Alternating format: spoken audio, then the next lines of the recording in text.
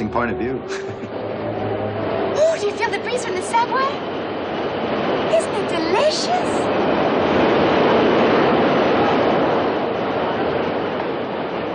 The reel flickers. A blonde woman in soft focus leans against a vanity mirror, lipstick smudged, eyes half lidded with secrets. She lights a cigarette with trembling fingers. Somewhere, a jazz record warps and wails. You've seen this woman before, or at least you think you have. She was famous, desired, photographed to death, and now she's just another cold case in a silk robe. She was beautiful, talented, and now she's dead. It's a story as old Hollywood and as modern as a trending hashtag. The camera loves a blonde until it kills her. Marilyn Monroe, Dorothy Stratten, Thelma Todd, Brittany Murphy. Their faces grace screens and magazines. Their lives devoured by the public like a sacrament.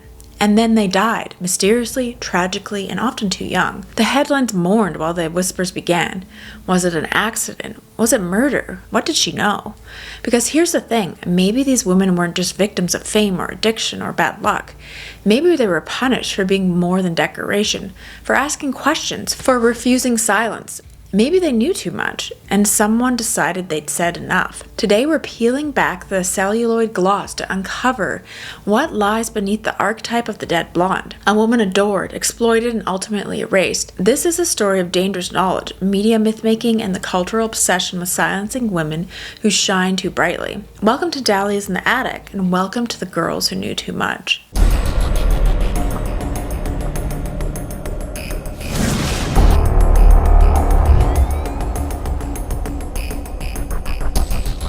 Chapter 1, The Myth of the Dead Blonde. Long before true crime podcasts and streaming docuseries made us fluent in tragedy, long before the word icon became synonymous with premature death, there was the blonde, not just a hair color, but a warning sign, a glamour filter over a ticking clock. She wasn't born, she was built, crafted in the reflection of what men found desirable and what women were told to emulate. But beneath the platinum curls was the same unspoken promise. She would be beautiful, she would be loved, and then she would die. In the golden age of Hollywood, the platinum blonde was a product of the studio system, as much as the cameras and sound stages. Jean Harlow, the original blonde bombshell, was bleached, polished, and pushed into the spotlight as epitome of sensual danger. She died at the age of 26 of kidney failure, her legacy cemented as the first ghost in a long time. Marilyn Monroe came next, the ditzy siren with a voice like honey and heartbreak. She played dumb so well the world forgot that she had an extensive library and would read literature between takes and write poetry no one wanted her to share. Jane Mansfield's death was so violent, her car crashing into a truck beneath a fog of pink fog lights, that rumors of her decapitation still circulate. And then there was Sharon Tate, young, luminous, and pregnant when she was murdered by Charles Manson's followers in 1969. Her death became a cultural exorcism, a loss so gruesome it overshadowed everything she had accomplished in life. These women didn't just die, they became symbols. Their stories were rerun, reframed, reimagined, like a cult ritual with new costumes and slightly different dialogue. The blonde, after all, is cinematic shorthand. She represents sex and sweetness, seduction, stupidity, and purity. She is innocent enough to be exploited, but daring enough to be punished. She doesn't exist as a full person, she exists to evoke a feeling. Desire, envy, fear, and grief. And when she dies, her image becomes currency, her corpse is content. Hollywood didn't invent the blonde myth, but it refined it with surgical precision. In film noir, she's the femme fatale, a woman who weaponizes her sexuality, who uses men, who tempts fate, and fate in these stories always wins. She ends up dead, discarded, and disfigured. Because knowledge in a woman's hand is a threat. On the tabloid, she's a headline, too wild, too thin, too tragic. She's splashed across covers and smear campaigns masquerading as concern. Even in death, she is devoured by the public eye. Her image sold in coffee table books, Halloween costumes, wax museums. What's chilling is how these women are often remembered, not for what they said, but for how they looked, how well they played their role. Their ambition is erased, their intelligence ignored, their voices dubbed over by narration that isn't theirs. And if they dare to rewrite the story, to demand better roles, to expose the abuse, to leave the men who discovered them, they are not met with applause, but with consequence.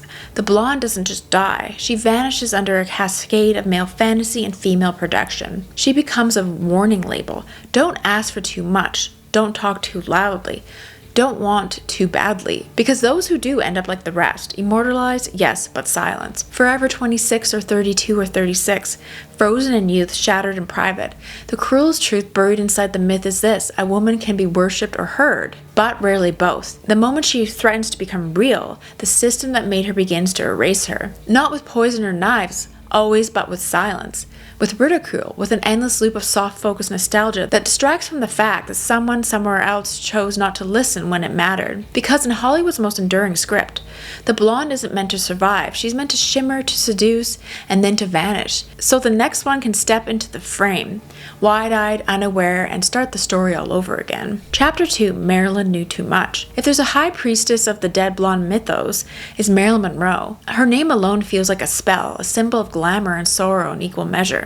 Picture it: red lips, a breathy giggle, a white dress caught in an updraft. That's the image sold to the world, polished to perfection, but is only one frame of a much darker film. Because Marilyn wasn't just a fantasy, she was a fracture in the fantasy, a crack in the system. A woman who tried to rewrite her role from inside the machine and paid for it with her life. Born Norma Jean Mortensen, she was abandoned, passed between foster homes, and institutionalized before she ever stepped in front of the camera. Her rise to fame wasn't some fairy tale, it was survival.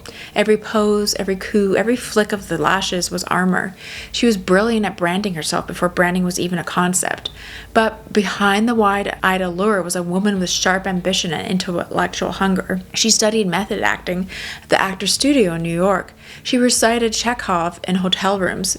She created Marilyn Monroe Productions in 1954, a radical move that allowed her to break from the clutches of 20th Century Fox and demand creative control. This was a woman who fought for better scripts, refused to play dumb when she wasn't, and endured ridicule from every man who thought she would stay in her place. Her vulnerability was not a flaw, it was a performance and a shield. And like all performances, it eventually wore her down. By the 1960s, Marilyn had moved beyond Hollywood's Gilded Age and stepped into the lion's den of American politics. Her affairs with President John F. Kennedy and Attorney General Robert F. Kennedy are the stuff of myth now, but at the time they were far more than gossip. They were dangerous. The world was teetering on the edge of the Cold War paranoia, and a woman like Marilyn, delusion, increasingly isolated and connected to the two most powerful men in America, wasn't just a liability, she was a threat. It's long been rumored that Marilyn had begun keeping a journal, a little red diary filled with explosive secrets. Pillow talk turned into state secrets. Mob connections, nuclear anxieties, plans whispered in the dark, written down in lipstick and fear. Whether the diary ever existed is still up for debate, but its very possibility was enough to spark fear in powerful circles. And fear, when power is at stake, is a deadly motivator.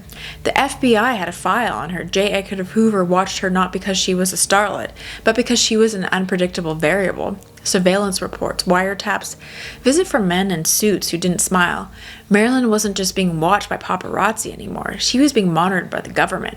And then came the night of August 4th, 1962. She was found face down in her Brentwood home, clutching a phone that no longer worked. The official cause of death was barbiturates, but almost immediately, cracks formed in her narrative. Why was her body discovered hours before the police were called? Why did key witnesses change their stories? Why were her medical records, phone logs, and toxicology reports incomplete or missing altogether? It felt less like a tragedy, more like a cover-up. In the aftermath, the world mourned her beauty, her youth, and her loneliness, but very few mourned her voice. Fewer still acknowledged what she had become in her final years, not just as a troubled actress, but a woman attempting to speak truth to power, to tell her story on her own terms.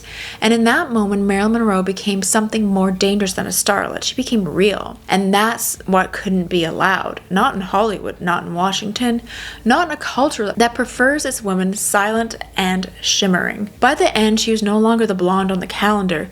She was a producer, a woman in bed with power, quite literally. A woman who knew names, timelines, and secrets that made men nervous. The myth demanded that she remain the breathy girl in the white dress, but Marilyn was becoming something else, a voice, a witness, and maybe a liability too big to live. In the world of true crime and conspiracy, it's tempting to fixate on how she died, but maybe the more chilling question is why? Why was her pain aestheticized? Why were her final days paved over with soft-focused nostalgia? And why do we still feel all these decades later that her story was never allowed to end on her own terms? Because in Hollywood, then and now, there's no greater sin than being beautiful, complicated, and unwilling to play dumb. Chapter 3, Stratton, Todd, and the Cost of Ambition. Dorothy Stratten was supposed to be the next big thing. A modern-day Venus sculpted for the late 1970s.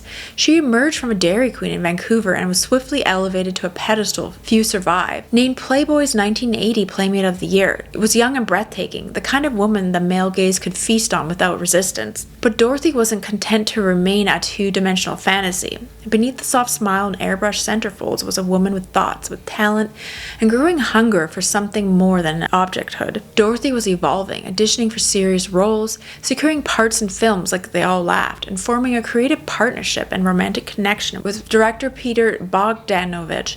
She was stepping beyond Hugh Hefner's curated fantasy land, beyond Paul Schneider's manipulative grasp, and that's what made her dangerous. Not her beauty, but her transformation. The more she became her own woman, the more others saw her as a threat. To Schneider, the man who claimed to have discovered her, Dorothy's independence felt like theft. He hadn't just lost his meal ticket, he had lost his possession. And in a world where powerful men felt entitled to the woman they helped build, this was intolerable. On August 14, 1980, Dorothy was lured into Schneider's apartment under the pretense of discussing paperwork. She never left. What happened next was brutal, animalistic. Schneider attacked her and she was shot, and she was mutilated before the shotgun was turned on himself. The crime scene was so violent, so personal, it screamed not just of loss, but of control reclaimed through carnage. Dorothy wasn't killed out of jealousy, she was killed out of disobedience. Yet the media spun the tale as a tragic love story gone wrong, glossing over the years of coercion, stalking, and psychological attack that led to her murder. In interviews, Hefner lamented her death while subtly casting blame on Bogdanovich for getting too close. Her legacy was quickly repackaged into a cautionary tale. Too much ambition too soon, a beautiful girl who reached too far, a blonde who forgot her place. But if you think this pattern started with Dorothy, rewind a few decades to another blonde with dangerous dreams. Thelma Todd. Nicknamed the Ice Cream Blonde, Thelma was a rising star in the 30s Hollywood. Known for her quick wit and comedic timing, she often played the spunky, smart-talking foil to male leads in slapstick films. But Thelma wasn't just acting funny, she was smart, she was educated, entrepreneurial. She opened Thelma Todd's Sidewalk Cafe, a stylish hotspot in the Pacific Palisades that attracted everyone from Charlie Chaplin to mobster Lucky Luciano. Her ambition wasn't limited to the screen, she wanted a life on her own terms. And in the 1930s Hollywood, that made her a problem. On December 16, 1935, Thelma was found dead in her car, parked in the garage of her lover's home. She was slumped over and steering the wheel, still in an evening gown from 2 nights prior, her lungs full of carbon monoxide.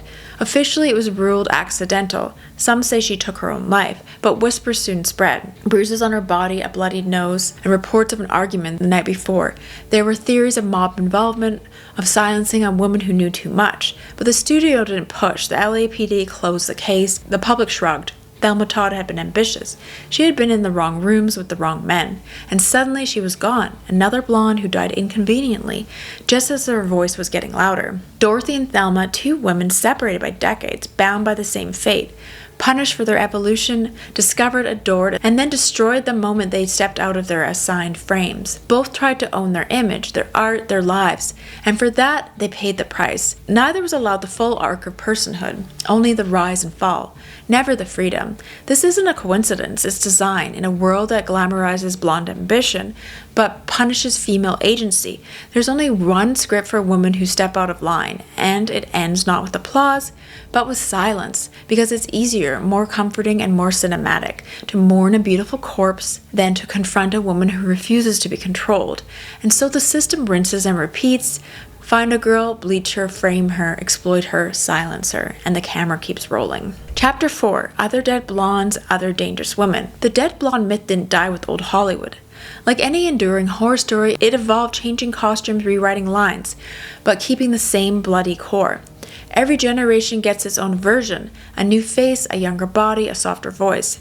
The women change, but the ending doesn't, until they grow too difficult to direct. Anna Nicole Smith was never supposed to be tragic. She was supposed to be ridiculous. The 1990s media turned her into a living cartoon, the ditzy blonde who slurred through interviews, who married an 89-year-old oil tycoon, who sobbed on reality television and flashed her breasts in courtrooms. She was playfully mocked, then cruelly ridiculed, then quietly pitied. But underneath the wigs and whispers was a woman whose pain had been publicly monetized, and whose fight was never really for fame, but for survival. Born Vicki Lynn Hogan in a small town of Texas, Anna's life before fame was defined by poverty and early motherhood. Her transformation into Anna Nicole was not just cosmetic, it was defensive. A shield made of platinum hair, silicone curves, and a trademark baby voice. She wasn't stupid. She was self-protective. Behind the mascara and bombshell branding was a woman reading case law, trying to claim her late husband's estate from a family that saw her as disposable. She took her case all the way to the Supreme Court. She won.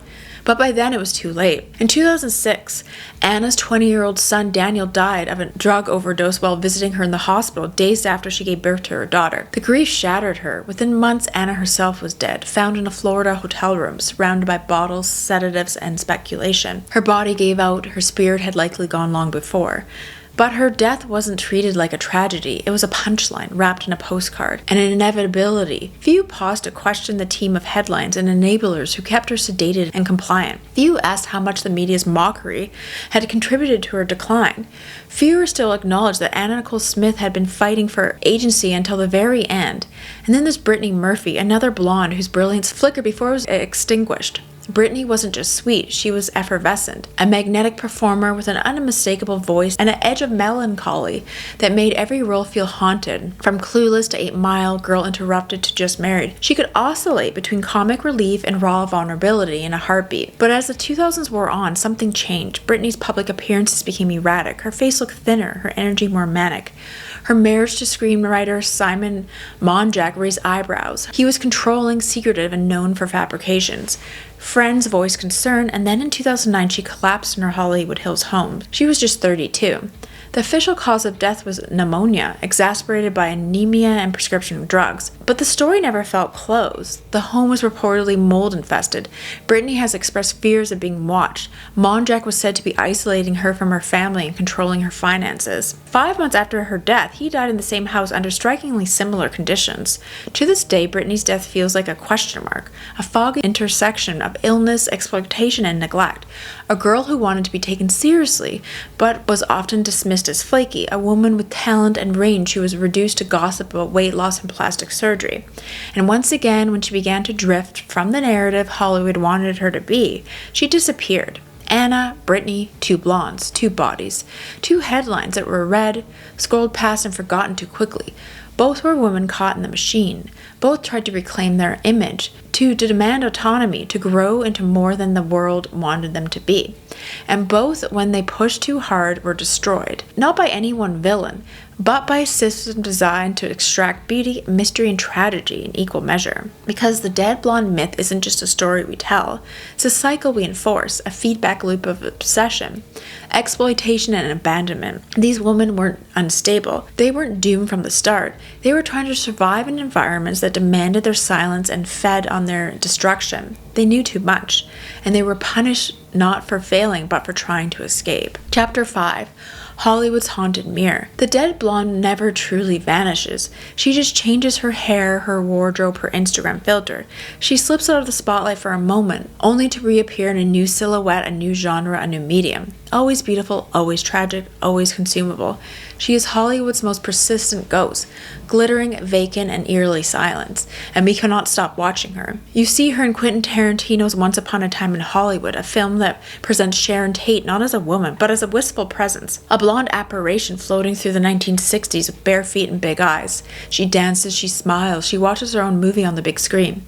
But she rarely speaks. She's protected, it seems, by a director's wishful thinking, a world in which maybe, just maybe, the real Sharon won't die. But we, the audience, know better. We carry the knowledge that she was murdered in real life, brutally in her own home while pregnant. And the film uses the knowledge like a kind of suspenseful seasoning.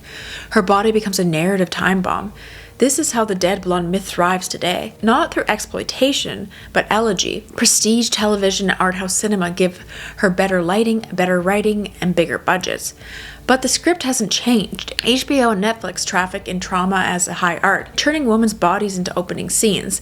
In The Fall, Sharp Objects. Big Little Lies, The Night Of, the plot almost always begins the same way. A beautiful white female corpse is discovered. She was loved or envied or both. The mystery of who killed her or why is stretched across 8 slow episodes. But the deeper truth of who she was rarely matters. Her interior self isn't the point. Her death is the catalyst. Her body is the premise. Her face on the news becomes more important than the life she had before the violence. It's not just on screen. The dead blonde has found a new stage on TikTok and social media, reborn through hashtags like coquette, nymphette, dead girl core. These trends traffic in a deliberate aesthetic: messy eyeliner, oversized sweaters, cigarettes burning too close to lips glossed with Vaseline. Pale girls film themselves under yellow lighting, mouthing Lana Del Rey lyrics or posting photos of Sylvia Plath's gravestone. The fashion is wistful and wounded. Ballet flats, underdone braids that look like accessories. It's tragedy curated as content. Melancholy packaged for clicks. At first glance, it can feel like a reclamation, like a generation of girls taking back the narrative saying, "We see what you did to them, we understand the lie now, and we're not falling for it." They're performing the archetype with irony, weaponizing the aesthetic, staging their own decay before someone else does it for them. But irony has a shelf life, and after a while, the line between parody and performance begins to blur. Because the truth is, even as we pretend to deconstruct the myth, we're still drawn to it. We still respond to fragile beauty, to haunted eyes, to a woman on the verge of vanishing. These images are sticky, seductive. They whisper a dangerous promise that pain is power, that sadness is sexy, and that femininity means being on the brink, that your most iconic moment might be your last. And the result is a chilling cultural equation. You're only unforgettable if you're already gone. Underneath all these Tumblr filters and sad girl aesthetics, the same old fear festers, that women are most powerful when they're beautiful, and most beautiful when they're broken. That a woman who demands too much, who cries too loudly, who lives too unapologetically is unwatchable, unworthy, better as a symbol or as a statistic. We pretend we've moved past the dead blonde myth, but we haven't. We've just found new ways to romanticize it, new ways to drape the coffin in a soft pastels and call it art. The packaging changes, the ending does not. So the next time you scroll past a montage of glittering sadness, or milk bath photo shoots and mascara tears, a slow motion breakdown scored by vintage jazz, ask yourself, who are we mourning and who are we making room for? Because Hollywood's haunted mirror still holds her image, and somewhere inside another blonde is waiting to take her place. Chapter 6, The Resurrection of the Dead Blonde. But maybe, just maybe, the story is starting to change. In the past few years, a new current has begun to stir beneath the surface, a quiet rebellion against the familiar archetype. Filmmakers, writers, and artists, and even teenage girls online are exhuming the dead blonde, not to gawk at her, not to mourn her, but to resurrect her, to give her back her voice, her anger, her agency. This is not a revival of nostalgia, it's a reckoning. Take the film Promising Young Woman. It's not just a revenge fantasy, it's an autopsy. The film peels back the skin of the nice guy narrative, exposing how female trauma is dismissed, flattened, and buried. The blonde at its center, Cassie, is no longer the passive object of someone else's desire or violence.